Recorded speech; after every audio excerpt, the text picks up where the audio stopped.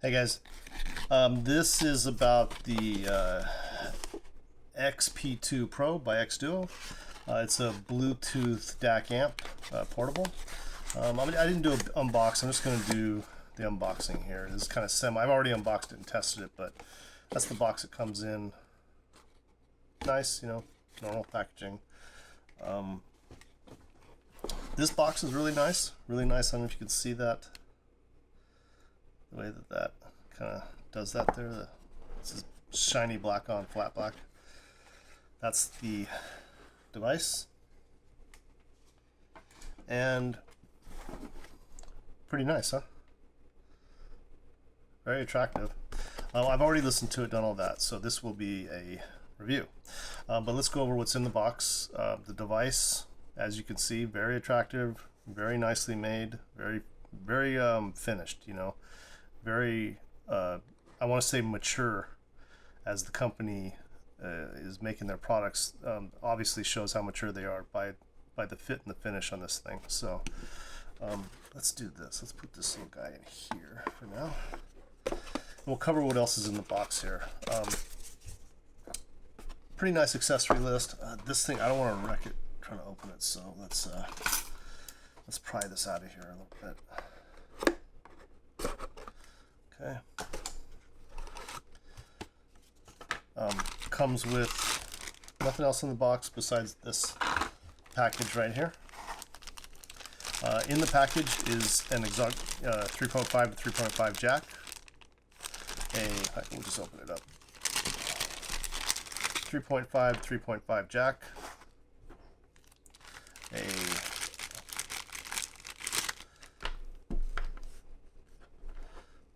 USB-C to USB-C, and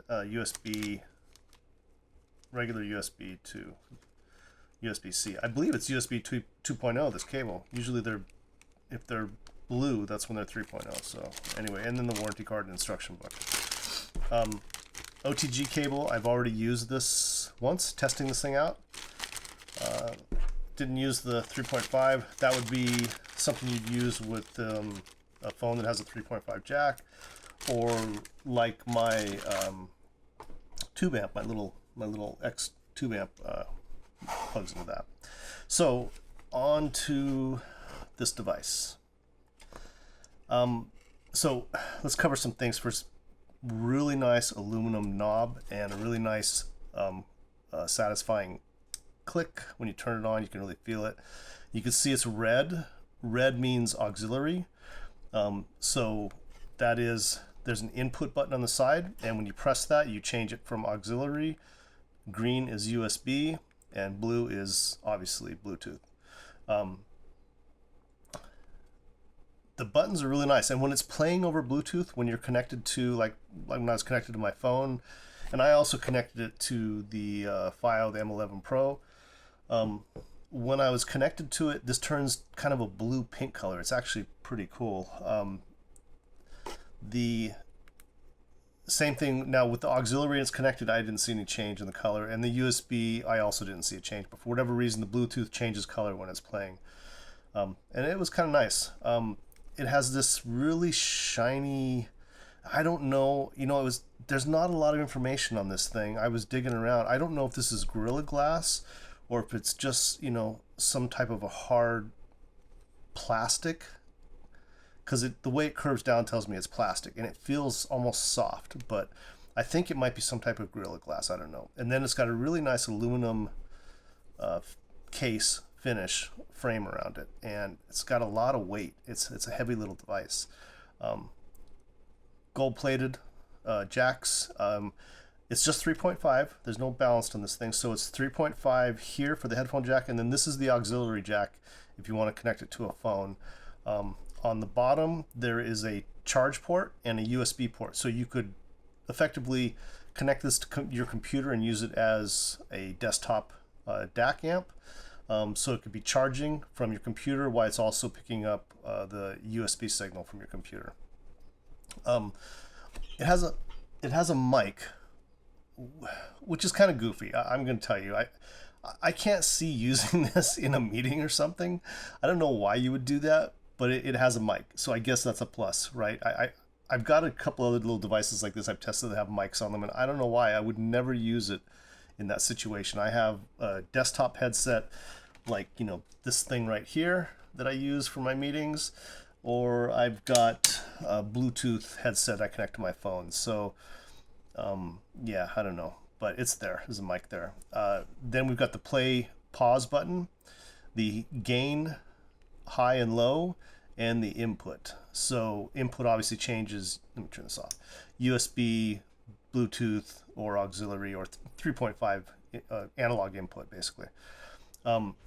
When I first started testing this, I threw some IEMs in, and I didn't know it, but it was set to high gain, and I turned this thing on, and I just went click, and I barely turned it up, just barely.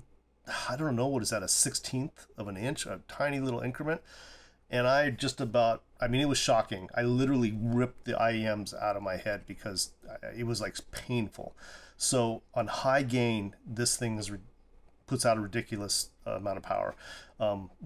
Be very careful if you get this, and check this button, because I didn't check it. I just turned it on, excited to try it out, and I blew it. I should have looked and saw that there's a gain switch, and so I flipped it back to low gain, because the thing is, on high gain, the very first increment, like when you first click it on, it just plays very low. You can kind of hear it in the background, like, oh, okay. So then when you turn it, and you just turn it a little bit, it suddenly jumps really loud.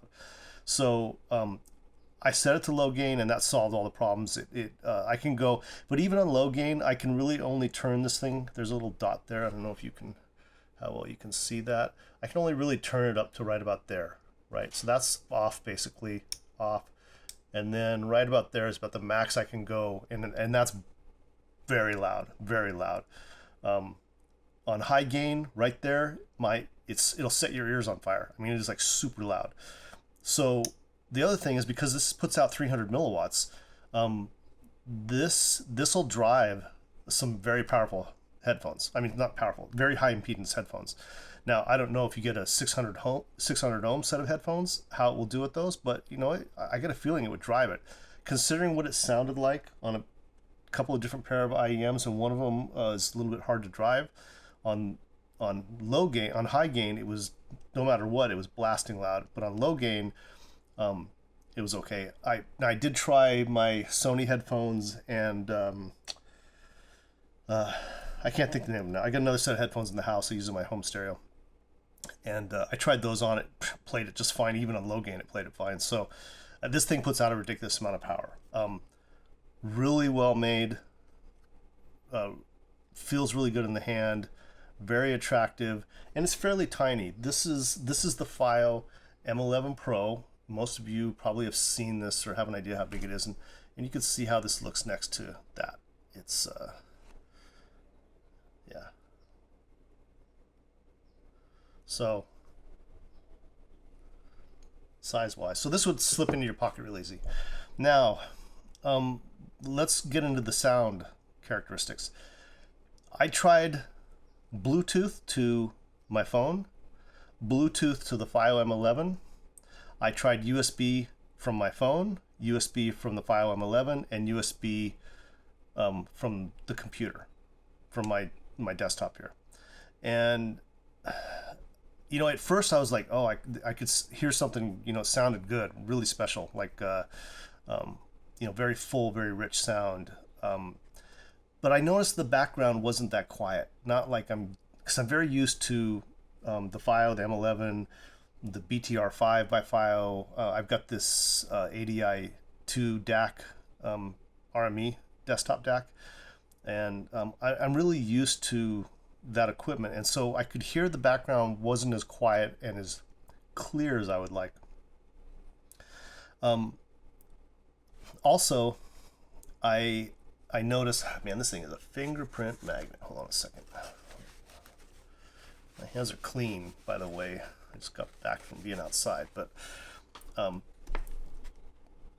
the sound quality, background of the sound, like when you're listening to like especially IEMs are so sensitive for this, but when you're listening to headphones or IEMs on something like this, you know, there's background noise. Maybe it's a slight hiss, or it's just kind of a little staticky. There's just something back there, and you can pick that up. And you know when you're listening to something that has like THX in it, and it makes that background just go completely dark, you really can hear the difference, right? It makes sounds jump out because it removes any background noise.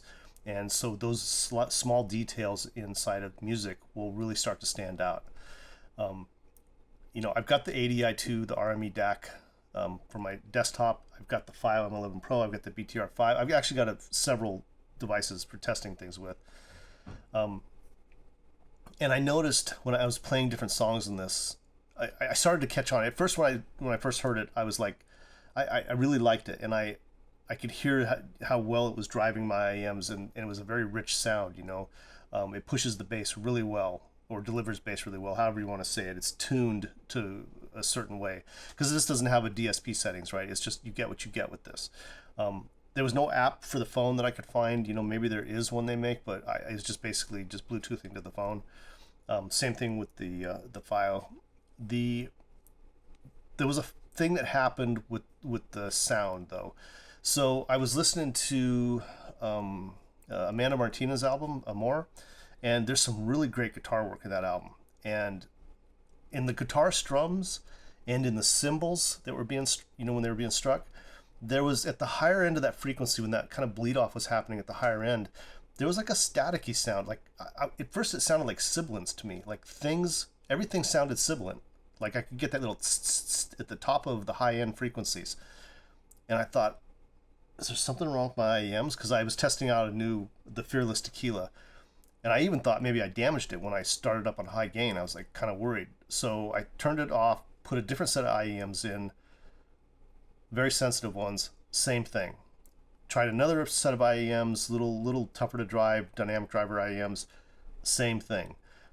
I tried USB to the FiiO, USB to my phone, and USB to the PC, all of them with the same outcome. I tried Bluetooth to my phone, Bluetooth to the FiiO, all with the same outcome. So I don't know if I got a defective device. I don't know if that's just the design of this device and that's what it puts out. And because some of the reviews I've seen is that this is a great sounding device, it's as good as the BTR5. And I'm going to tell you, this thing is nowhere near as good as the BTR5, and I'm miles away from the FiiO. The FiiO, when I set this down on the desktop right here, both these devices, and I had them both. I had this device playing the song on Bluetooth, USB to this device. I had the headphone in here. I listened to it, took it out, unplugged the USB cable, plugged it in here, and hit play because it pauses as soon as you unplug the USB. Hit play. And it was immediately noticeable difference. Very, very different sound quality. This was very clean and clear, and the same guitar strings that were giving that sibilant, staticky raspiness at the top end was completely gone listening to it on the FiiO. And then I did the same thing with my phone. Did it. On the PC, it did it. So this device is the price I paid for it was $140. And that's what I just saw it for on Amazon. The BTR5, which is the same thing. This is the same thing. It's Bluetooth or USB. DAC amp. This one has a little screen on it, tells you what's going on. This one doesn't have a screen, but this one has a little screen that kind of tell you what's going on with it. Some basic things. It also has an app. On the FiiO app is fantastic. I mean, it controls every aspect of this thing. I couldn't find an app for this. This has 3.5 and 2.5. It's way smaller and lighter. It has a little belt clip. This is $104. I'm sorry, right now on Amazon, I'm looking at it $109.99 for this device. Now, will this drive a big set of headphones? It depends on the headphones. It doesn't have the power this has for sure, but the sound in this thing is pretty amazing. It's very close to the sound output of this FiiO. Very, very close. Not as good, but it's so similar that most people would be just fine with this device as their primary audio amplifier. Now, let's go controls. So you've got the off-on volume right here. You got the input right here. This is another big drawback to this thing. You see it's play pause right here. Okay. There's no next track. The FiiO has a next track button. I just tap the little sidebar and it goes to the next track. It's got another button for pausing, pause play. So, and almost all the other devices I have like this have that control over Bluetooth or USB have play, pause, and next track. This doesn't have next track. So that means if I'm listening to it on whatever Bluetooth device I'm listening to it on, I got to pick that device up to go to the next track if if that's what I want to do. Now, play pause, I can just keep playing through a list or whatever. That's fine. So that's not a huge drawback, but it just seems weird to me that they didn't put next track on here, considering how much, how nice the unit is. Now, like I said, considering that sound quality, I can't really recommend this device. I would love to recommend this thing. When I first saw it, I was like, wow, this is beautiful. And when you hold it in your hand, this is one of those things you like holding in your hand. It's just something about it, It's just so nicely made. Soft glass feel on here. The knurled aluminum knob that feels really sturdy and kind of heavy almost, The buttons are very positive and they're clicking. High gain switch, the outputs. It's a very nice little device, and I wish the sound was better. I don't know what they were thinking. XDUO, it surprises me. XDUO makes some fantastic equipment. I mean, they make some fantastic portable DAC amps. And you can see people rave about all their other stuff all the time. I mean, I really like a lot of their other stuff, but I can't recommend this. It's $140. It doesn't have that great a sound quality. It was very sibilant. And if anyone from XDUO sees this, I apologize if this is just a defective item and the rest all sound fantastic. But let's talk about that for a second. If this device is defective, shouldn't it have been tested before it left the factory? I've seen a lot of this lately with, and I hate to even say, Chinese companies, because I don't want people to think I'm against China. I love the Chinese audio market. I think that they've boosted the audio market in total, by many, many times because of the fact that they've been bringing really great equipment to the market that's very low priced. And so what's happened is a lot of these manufacturers that were ripping all of us off before, they were charging, for an item like this, 3-4 years ago, something like this is like $500-600, but today it's $100, right? So, or 140.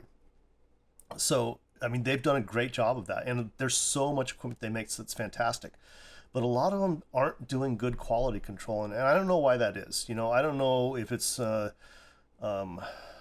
symptom of the pandemic and getting people into work and that kind of thing. I don't know, but I mean, I think, so there's a lot of speaker manufacturers. I do a lot of home audio stuff. And so most speaker manufacturers, if you go to their factories, and I've been to one factory and then I've seen factory tour videos, that kind of thing.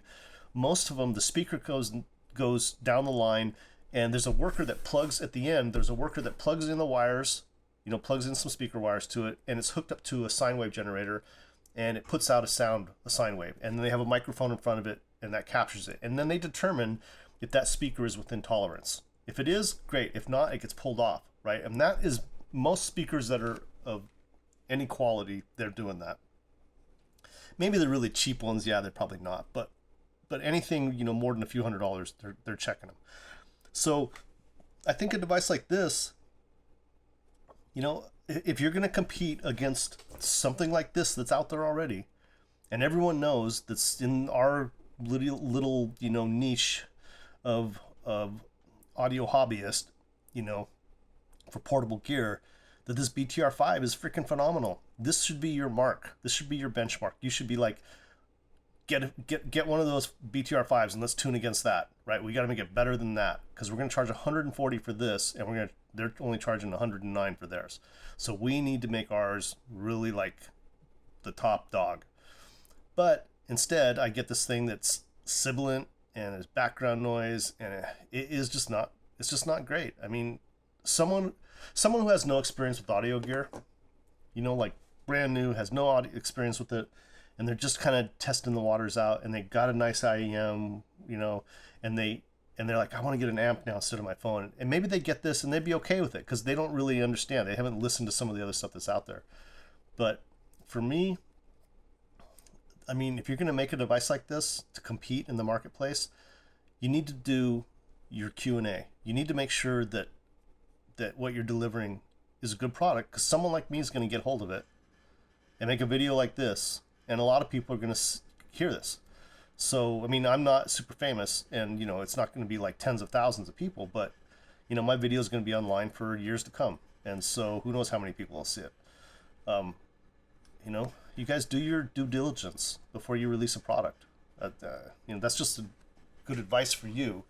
And I know XDUO makes a bunch of other great stuff, so I hate to see them, you know, kind of tarnish it with this thing here. But anyway, I don't want to get down on it. It sounds okay. If you can get past that sibilant, maybe you don't have that great a hearing and you won't hear it, but I could definitely hear it. And then putting this against the BTR5 is a very stark contrast in sound. And the BTR5 is much better, much better. And but this device, I want it to be better because it's beautiful. You know, it's beautiful, and it's you know, got so much power. It can drive high impedance headphones. I mean, I really like that about it. So anyway, that's my review. I'm not really recommending it because of the price, but I mean, it is so close to being that device, you know, that I would recommend for sure.